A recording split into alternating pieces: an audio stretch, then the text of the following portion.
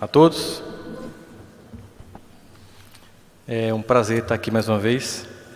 Eu percebi que está tendo um eco muito grande aqui, né? Por causa do espaço, que é uma coisa que depois certamente vai precisar ser pensada, porque se reverberar é ruim para quem está escutando. Tem soluções bem simples para a gente ver isso depois.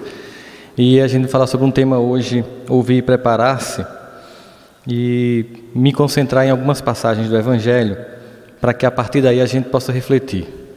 A primeira coisa que eu queria falar é que existe uma propositura de Jesus, que Elton na palestra diz que entre os vários títulos que a gente dá a Jesus, o de professor seria o mais adequado, uma vez que ele, como professor, repete a lição, tem paciência, tem didática, mas como professor, ele cobra a prova. Porque muitas vezes, nos dias de hoje, a gente tem achado que, diante do relativismo moral que existe no mundo, qualquer comportamento é conveniente, porque afinal de contas Deus é muito bom, muito misericordioso, e depois no final tudo vai ficar bem. E essa crença infantil de que eu posso fazer qualquer coisa, ter qualquer comportamento e depois tudo vai ficar bem, tem levado muitas vidas à ruína.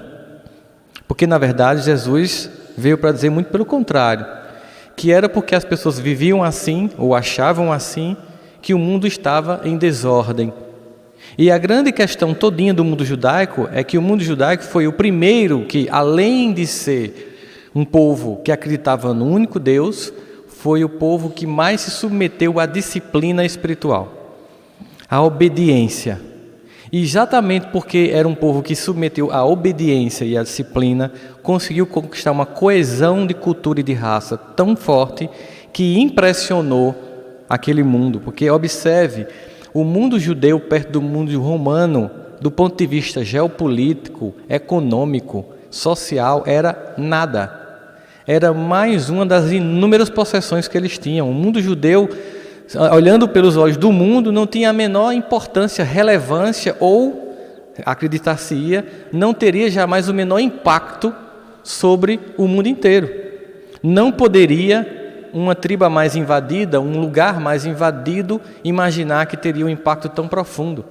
Mas a identidade formada a partir do monoteísmo de Moisés, trazendo a ideia de um Deus único, mas sobretudo um Deus que é misericordioso, sem sombra de dúvidas, um Deus bom, sem sombra de dúvidas, amoroso, inquestionavelmente, mas que tem leis que não são mudadas ao bel prazer de nossas vontades.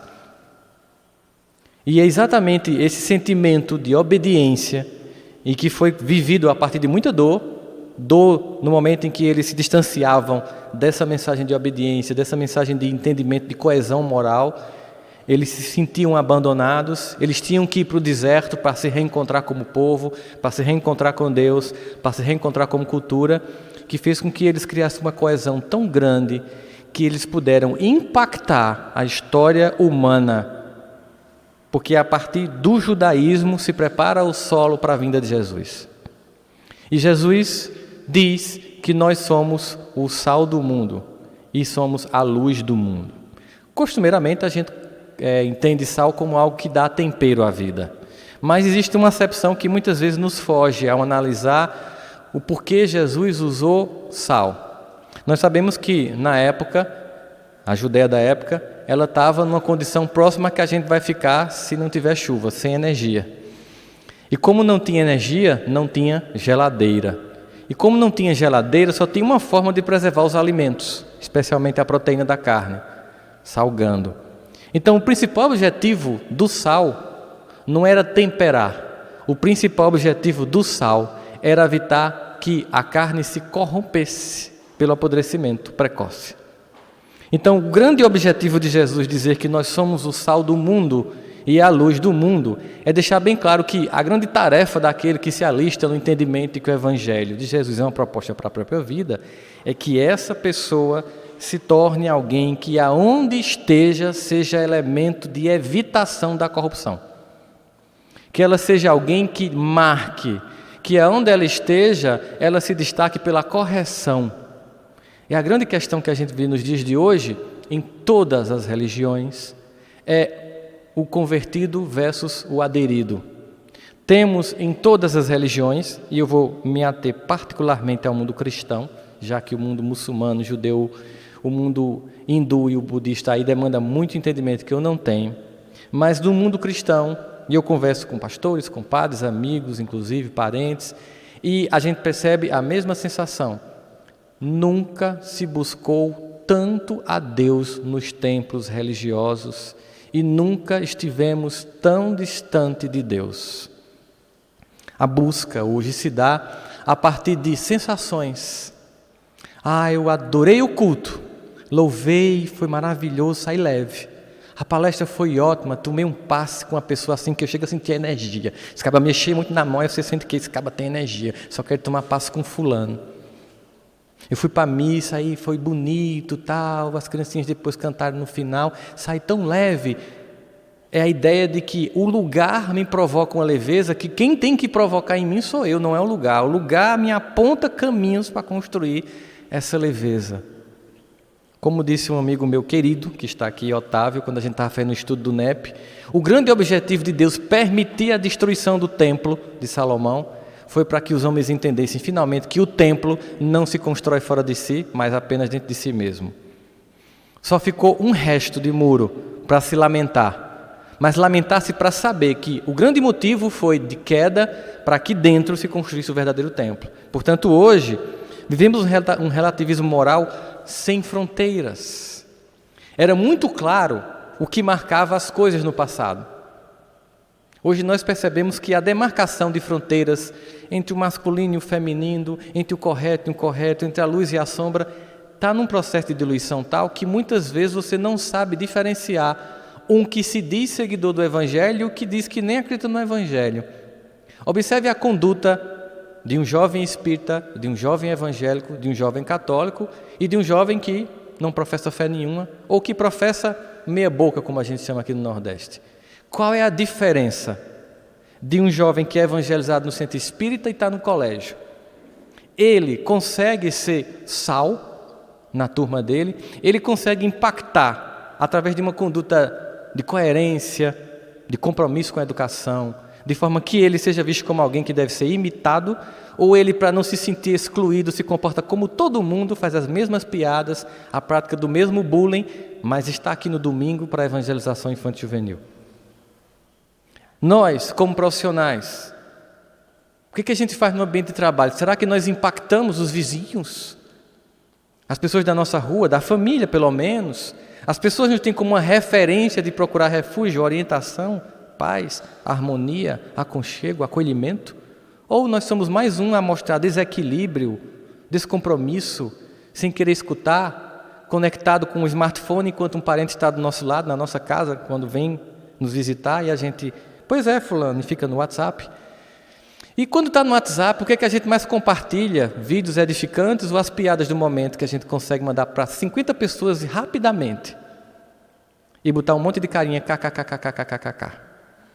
E a gente vai percebendo que os dos mais gestos mais significativos, aos mais simbólicos, aos mais simples, ao tecnológico, nós iremos nos afastando constantemente daquilo que Deus propõe para a nossa vida. E quando tudo dá errado, a gente procura, num final de semana, em algum culto particular que a gente simpatize, ter paz. Seja na missa, seja no centro espírita, seja no culto. Alguma coisa que me dê uma sensação de, eu gostei, lá eu me senti bem. Mas entendendo que, na verdade, esse estar bem é de um cotidiano, não de uma prática final de semana. Por isso nós temos aquela previsão de muitos acadêmicos nos anos 70, quando numa reunião famosa disseram que ao final do ano 2000, todas as respostas que o ser humano precisava seria dado pela ciência. Ao final do ano 2000, as conquistas do mundo científico seriam de tanta vulto que Deus seria desnecessário, porque a ciência teria respondido a todas as questões da ordem do dia da raça humana. 2015, templos religiosos abarrotados de todas as expressões de fé, e ao mesmo tempo, um momento em que não os políticos do Brasil, porque é muito fácil fazer isso, mas a nação brasileira se encontra em processo de corrupção moral. Tão fácil apontar, fazer panelaço e esquecer do meu compromisso pessoal diante da vida e do cotidiano da minha existência. A grande característica que marcou a vida dos primeiros cristãos foi um testemunho tão evidente que um historiador romano, se eu não me engano, Tertuliano, disse que cada cristão que morria gerava mais 10. Era um exemplo tão profundo que, ao invés de o combate mortal gerar fruto, muito pelo contrário, multiplicava. E isso impactou, porque os imperadores romanos perceberam que não adiantava matar e pararam de matar depois dessa escrita histórica de Tertuliano, que não adiantava, que era pior, que aí era que as pessoas aderiam, mas elas não aderiam só porque alguém foi lá e morreu, ou foi para uma cova de leões. Não, é porque as pessoas, elas entendiam de uma forma tão constrangedora a mensagem de Jesus, que não havia uma outra opção que não passar por um processo de conversão. A conversão é quando você pensa, a criatura velha que até hoje existia antes de conhecer essa história deste homem e a proposta dele para a minha vida, não cabe mais em mim. Claro, não vai ser hoje, amanhã ou depois de amanhã que essa velha criatura vai embora. Mas eu decidi que a partir de hoje não cabe mais em mim essa criatura e uma criatura nova tem que vir. E para isso eu preciso passar por um processo de expurgo. Para isso eu preciso passar por um processo de distanciamento. Para isso eu preciso passar pelo meu deserto pessoal. Para isso eu tenho que me desidentificar com o que todo mundo diz que é normal. Porque na verdade, e aí aqui é um trecho do Evangelho de João, no capítulo 16, versículo 1, uma fala do próprio Jesus, transcrita pelo evangelista: tenho-vos dito essas coisas para que não vos escandalizeis. Ou seja, eu vou deixar alguns alertas para, caso você de fato queira vir e seguir isso aqui que eu estou propondo para a sua vida, não é porque é bonitinho, nem porque eu quero, nem porque eu quero um culto pessoal, porque eu não sou uma celebridade querendo autógrafo seu, querendo dar autógrafo para você. Não, eu tenho uma proposta para a sua existência, mas caso você queira vivenciar essa proposta na sua existência, eu queria dar alguns avisos do que pode vir a acontecer. Algumas coisas muito claras, porque no momento em que você de fato se diz e vivencia, porque se dizer, muitos se dizem. Hoje nós temos o crescimento do mundo religioso em todas as recepções, para todos os lados.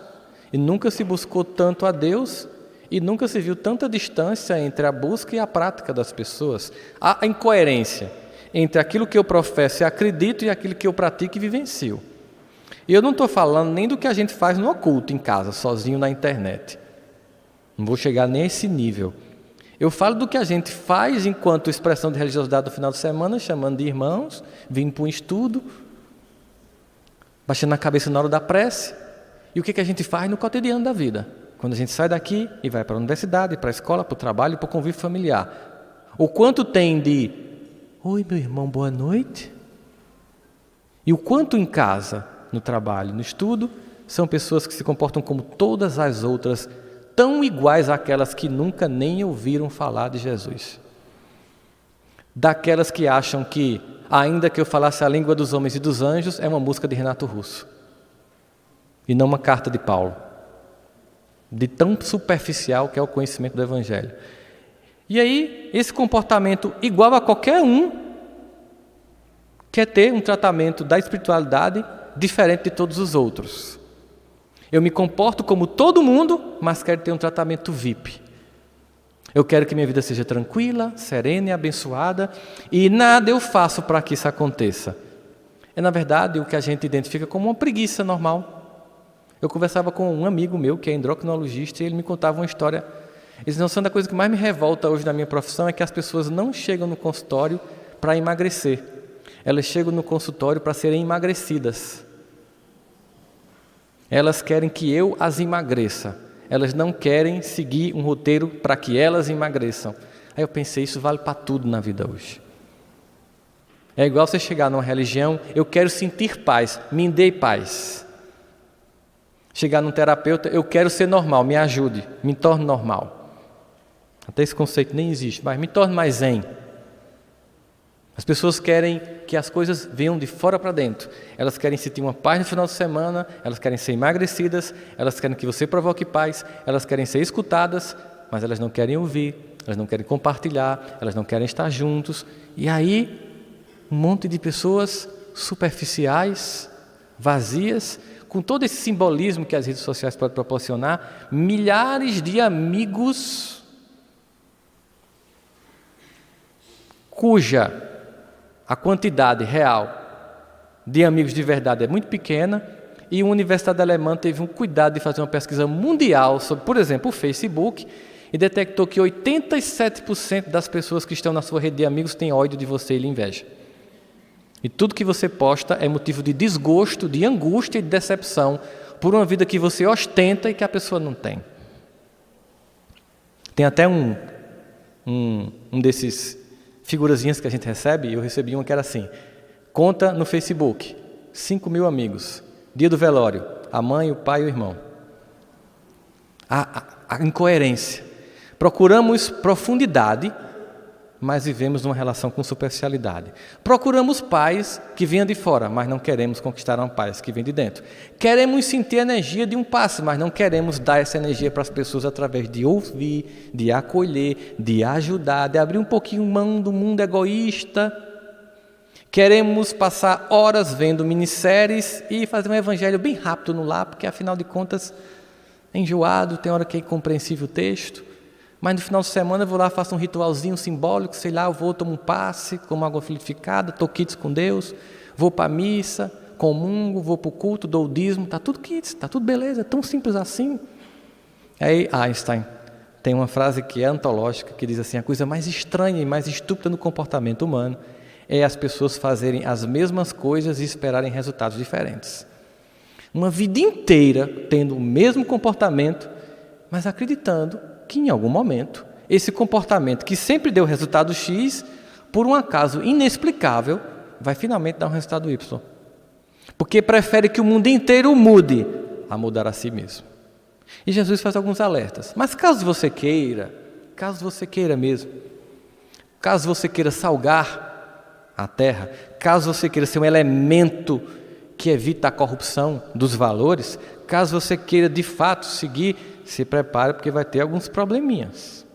E Emmanuel, numa mensagem belíssima, aponta item a item alguns desses problemas que a gente sente como clássicos, padrões, arquetípicos da dificuldade enfrentada por quem de fato vai querer começar a construir uma vida pautada em valores, porque Jesus e nosso querido irmão Haroldo Dutra muito bem diz, não é objeto de culto, é modelo de comportamento. Isso implica em muita coisa. É que eu vou pautar o meu comportamento no dele. Ah, mas isso é tão distante. Não, então tá. Pauta em quem? Em Nicki Minaj? Na última cantora de funk do momento do Rio de Janeiro? Pauta na proposta moral das músicas de forró dos dias de hoje? Deve ser mais leve, deve ser mais fácil, deve dar mais paz, deve dar mais tranquilidade, mais serenidade. Não, mas você não está pegando o contexto. Às vezes é uma desculpa de veja bem que contexto foi dito, como se falar do contexto fosse desconfigurar a proposta moral do Evangelho. Muito pelo contrário. O que é correto foi ontem, é hoje e será amanhã. O que é moral foi ontem, hoje será amanhã. Como o que é indecente foi ontem, hoje e será amanhã. E aí ele diz que caso a gente queira realmente seguir, primeira coisa é que nós seremos perseguidos pelas forças da oposição moral que existe no mundo. Jesus muito claramente percebia uma dominância das sombras na terra e disse claramente: o mundo jaz no maligno, ou seja, aqui a preponderância do mal. Por enquanto, aqui o reino é das trevas. Portanto, se você quiser, você vai fazer uma oposição a tudo isso. Primeira questão. E no momento que você fizer isso, e você, não, mas eu quero porque eu cansei, porque a criatura velha já não me satisfaz, eu enjoei de mim, eu não suporto mais, mas também não vou ficar no processo de culpa, me martirizando, me destruindo, me sentindo inferior, que é uma outra forma de fugir da mudança, é culpa, é uma forma infantil de agir diante da vida. Constatou que está errado, foco na mudança e não na culpa. Eu sou incompetente, olha que escolhas que eu fiz. Não, quais escolhas eu tenho que fazer a partir de agora para que o resultado depois seja diferente desse de hoje que eu não estou gostando. Simples assim. Bom, mas aí você resolveu fazer isso e de fato começou a vivenciar esse processo na sua vida, prepare, porque além dessa oposição simbólica, social, da cultura hegemonicamente maléfica e desvirtuada moralmente, altamente relativista, parecendo coisa de gente intelectual.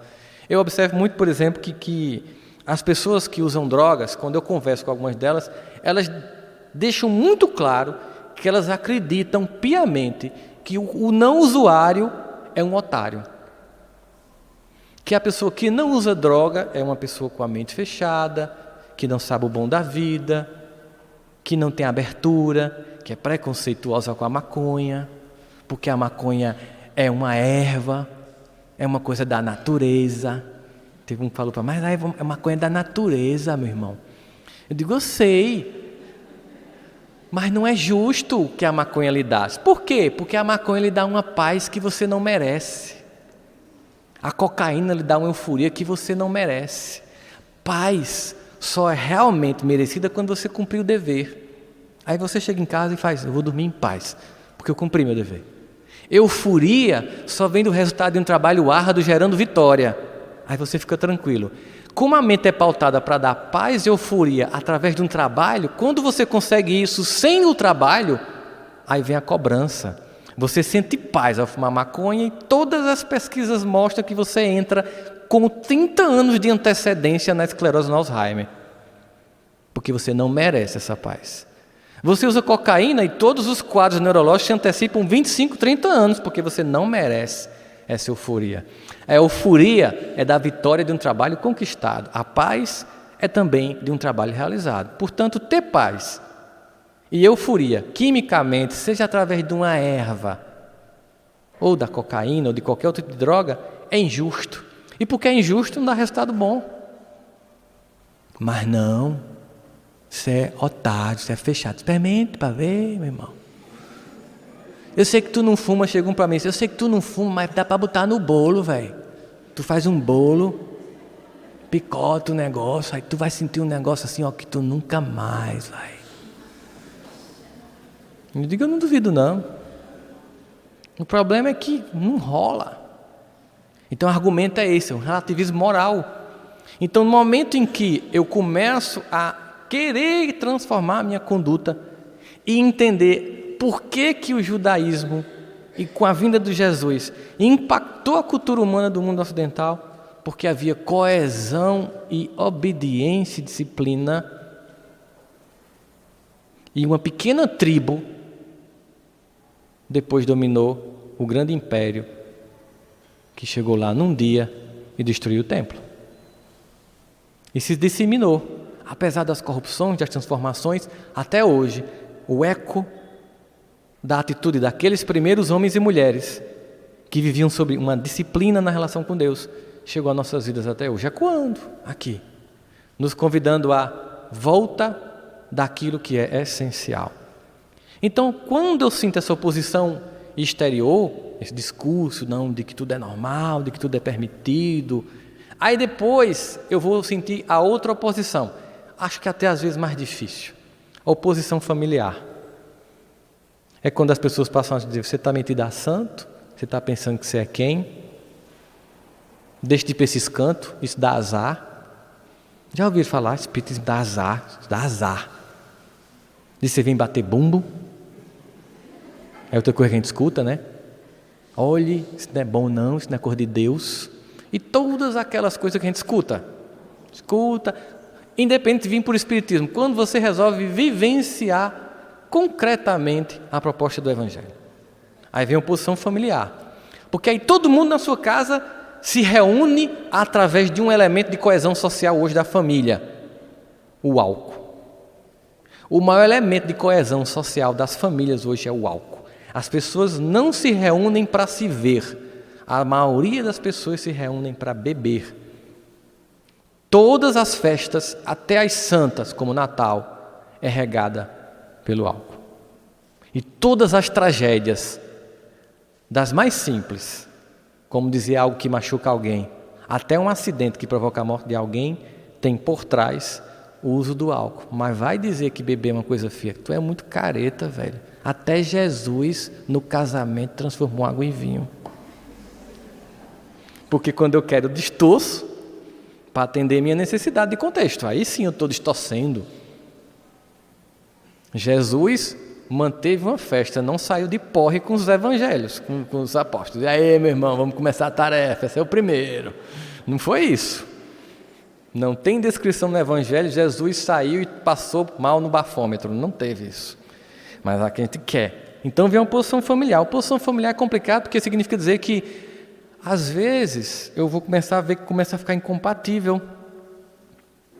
E eu vou ter que criar uma nova família para mim. Eu não vou abandonar minha família, eu não vou ser ingrato aos meus pais, aos meus irmãos, eu não vou deixar de conviver com as pessoas que eu amo, mas eu não vou compactuar com a conduta. Diferente. Continuo indo, mas não compactuo. Mas vou ficar só. Família consanguínea, família espiritual. No momento em que a gente entende isso, a gente entende... Quando eu realizo algum tipo de mudança na minha personalidade, na minha forma de ver o mundo, eu passo a sintonizar uma nova forma de viver e, conforme Paulo, na carta aos Coríntios, que não é de Renato Russo, ainda que eu falasse a língua dos homens e dos anjos, vai dizer, quando eu era criança, me vestia como criança, agia como criança, mas agora que sou adulto, nada disso mais me convém. Ou seja, antes de conhecer essa mensagem de Jesus, eu me comportava como qualquer uma pessoa espiritualmente infantil, mas agora eu não tenho desculpa. Eu não posso. Não é compatível e não é coerente com o que eu estou buscando. Então eu vou construir a família espiritual. Amigos. Podem muitos ser parentes também. Amigos que vivenciam e veem o mundo como eu estou vendo. Porque eu preciso dessas pessoas ao meu redor para reforçar em mim a ideia de que sim, eu estou indo para um caminho e estou vendo que você está indo também. Vamos nos juntar para reforçar. Esse é o verdadeiro conceito de igreja. Não é o templo, onde cada um coloca um símbolo e diz que o meu é melhor e você não presta porque você não tem um símbolo, segue rituais igual ao meu. Igreja, a construção de uma egrégora psicológica de pessoas que compartilham de um mesmo ideal pautado no Evangelho. Igreja. E às vezes começa um conflito dentro da própria família. Depois, no momento que a gente de fato quiser vivenciar isso, a gente pode até mesmo dentro de nossa própria instituição religiosa ser motivo de expulsão, porque a gente vai vivenciar de fato um evangelho que a maioria vive de forma hipócrita. E vai gerar um inconveniente, porque você não aceita mais os discursos que não se concretizam em práticas. Pessoas que são capazes de fazer uma caridade material, de atender famílias, cantar em hospitais, mas não acolhem um membro da própria comunidade que sofre. Excluem, abandonam, esquecem. Não acolhem, não tentam restaurar, não visitam, não se perguntam como está, não buscam.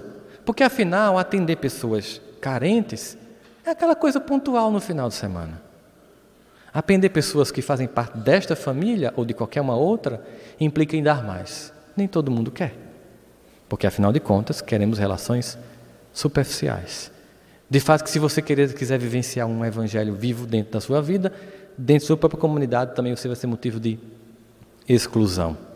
Depois, vai vir um outro tipo de deboche. É o deboche dos que não acreditam em Deus. Hoje existe um verdadeiro culto à não crença. Existem ícones. Eu vivenciei uma experiência curiosa. Eu estava passando no viaduto do Chá em São Paulo e tinha um pastor evangélico com uma caixinha de som como se fosse um cinturão. Subiu em cima do negocinho, porque ele era baixinho, e começou a pregar o evangelho. Aí do lado tinha um jovem que estava com o mesmo equipamento dele, de terno e gravata, com um livro na mão, e começou a falar. Eu disse, oxe, que coisa engraçada, eu quero ver o que é que ele tem para dizer. Ele é de outra igreja? Aí aqui é um país lá, que por isso eu estou querendo dizer que o que ele está dizendo é mentira, Deus não existe, é uma invenção dos homens. E começou, aí eu que coisa curiosa. Eu acho fantástico, realmente a liberdade de expressão deve ser mantida. Mas existe um culto hoje aos que pregam que Deus não existe.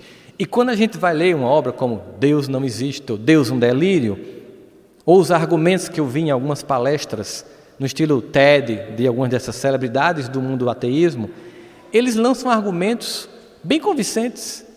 Mas o mais constrangedor dos argumentos que eles lançam é assim: E eu vi um deles dizendo: eu não acredito em Deus, porque em nome de Deus, até hoje a história mostra, eu só vi morte. Eu vou matar você, porque o homenzinho que mora lá em cima, que eu acredito, é melhor do que o homenzinho que mora lá embaixo, que você pensa que existe.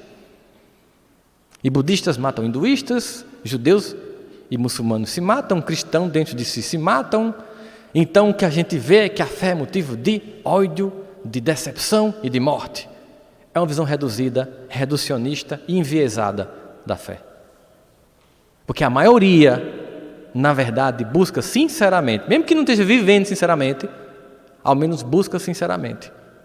É uma minoria que equivocadamente mata em nome de Deus. Graças a Deus. É só pensar no mundo muçulmano. 97% é sunita, graças a Deus. 3% é xiita.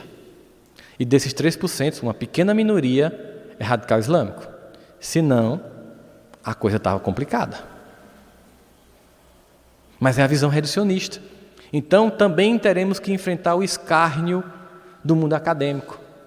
Porque eu também já conversei com pessoas que não acreditam em Deus, e elas pensam que quem acredita em Deus é um alienado, é um manipulado, é um idiota, que vive sendo usado pelas religiões. E que não tem a mínima leitura, a mínima compreensão intelectual, é de uma intelectualidade completamente superficial e rasa, e somente pessoas tão rasas podem acreditar numa coisa tão fantasiosa como Deus. A mesma coisa do cara que fuma maconha. Tão equivocado, tanto quanto alguém que acredita em Deus e que acha que todo ateu não presta e vai para o inferno. Porque conheço muita gente que não acredita em Deus e tem uma vida pautada no Evangelho sem saber. Como conheço muita gente que acredita em Deus e tem uma vida pautada no Evangelho que ela criou, sabendo. E aí todos esses estereótipos perdem todo o sentido, porque ao final de contas a proposta de Jesus não era formalista, simbólica, era de prática clara. Depois, nós também teremos que ver o tempo inteiro, daquela época até hoje, e conviver com a dificuldade de estar num mundo em que cresce frondosamente mais o joio do que o trigo. Constrangedor. Também ver o progresso dos ímpios, como Asaf, no Salmo 73 e 77, declara sua angústia de ver os maus prosperarem, ele que segue a Deus não vê nada acontecer. Porque a prosperidade dos maus ou dos ímpios é prosperidade segundo o mundo material. Sucesso profissional, dinheiro. Fulano mora numa casona, fulano tem uma vida boa.